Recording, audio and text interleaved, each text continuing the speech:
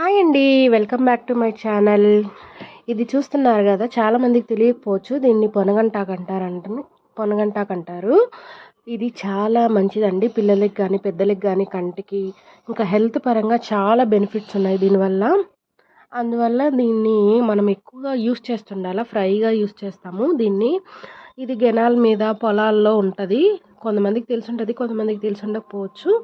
అందరికీ చెప్తున్నాను అనమాట. దీన్ని ఏంటంటే బాగా వాష్ చేసుకొని మనము, ఇది నాటిది కాదు, హైబ్రిడ్ది. నాటిది అయితే పొలాల గట్టు మీద దొరుకుతుంటుంది అనమాట. చాలా బాగుంటుంది ఇది.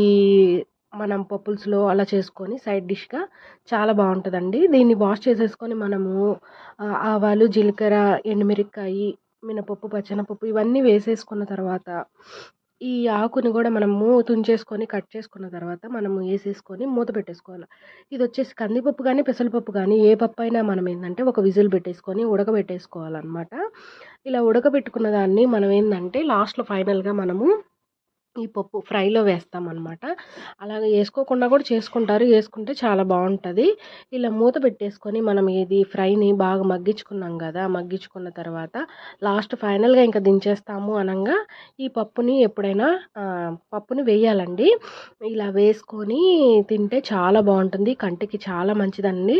చిన్నపిల్లలకు కూడా ఇవన్నీ ఇమ్యూనిటీ చాలా బాగుంటుందన్నమాట. పిల్లలకి కూడా పెట్టచ్చు, పెద్దోళ్ళు తినచ్చు, అంత బాగుంటుంది.